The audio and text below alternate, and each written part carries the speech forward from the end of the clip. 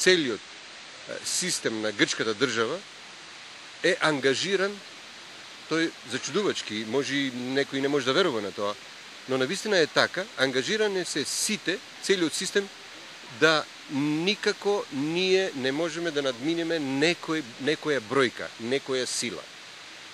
Тоа на ниво на државни институции, тоа е така сигурно 100%, и тоа, ете, пред некој ден имаме доказ за тоа, кога пратеник од грчкиот парламент во телевизиска дебата пред мене призна зошто не зборува со мене на отворено, он камера, и покрај јакиот притисок што имаше од координаторот на емисијата, тој призна дека он е обврзан од одлуката на сите партии од грчкиот парламент, одлуката што ја донесува да не ни дават место нам, од Вино жито, да бидеме промовирани преку било какви медиуми. Дали тоа важи и за победникот на овие избори, ПАСОК? Па колку промената на евентуалната промена на власта на некои наредни избори, бидејќи Папандреу ќе бара вонредни избори по овој изборен успех. Дали може да се очекува некакво попуштање во правец на решавање на прашањето на македонското малцинство?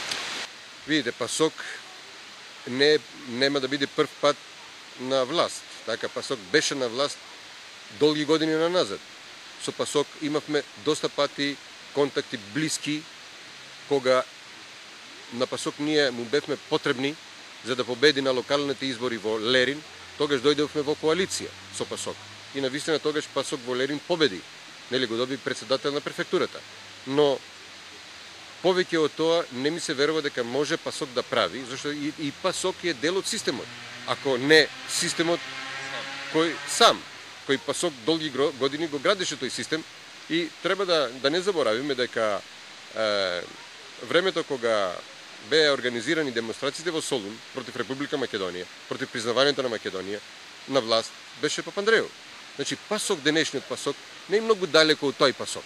Дали би помогнало, да речеме, решавањето на спорот за името до Македонија? Дали тоа би било чекор во правец на подобрување на положбата на Македонија? Зависи на кој начин ќе се реши тој проблем.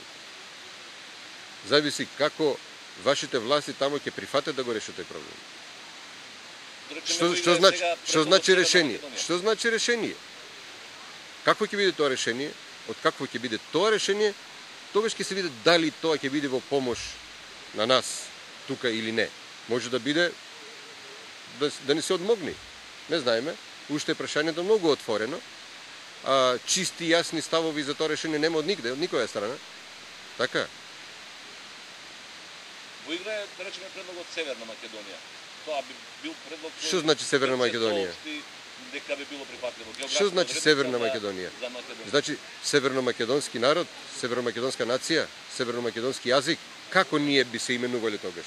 Ние сме македонско етничко малцинство кои живее во Грција. Како би се нарекли ние после? Ние не сме во северот, ние сме во југот. Би требало и ние да најдеме некој друго такво име?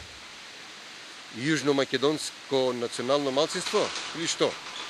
Тоа е една цела голема проблематика која не гледам на брзо тоа да биде решено, али секако, било како да се реши спорот меѓу Македонија, Република Македонија и Грција, тоа е еден проблем кој повеќе има да се занимава со Република Македонија и Грција како држави. Ние, било како да биде, ние пак ќе останеме да сме етнички македонци и нашиот јазик ние да го нарекуваме македонски јазик. И мислам дека ние тоа нема да го изгубиме тука. И покрај тоа што се гледа дека ние имаме само 4.500 гласови, тоа не е вистинската наша сила, не е така, никако не е така. Нашиот потенцијал е далеко по-голем од тоа што се гледа, од тоа што сака грчкиот систем да се гледа. Така, многу појак.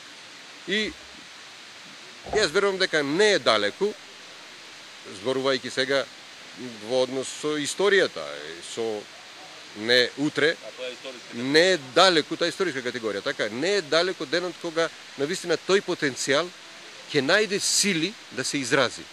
Кога ќе се изрази тој потенцијал, тогаш да видиме каде ќе се скрие грчкиот национализам. Кога ќе треба грчкиот национализам да се реши, да се расправа со својот мит. И тоа е стравот.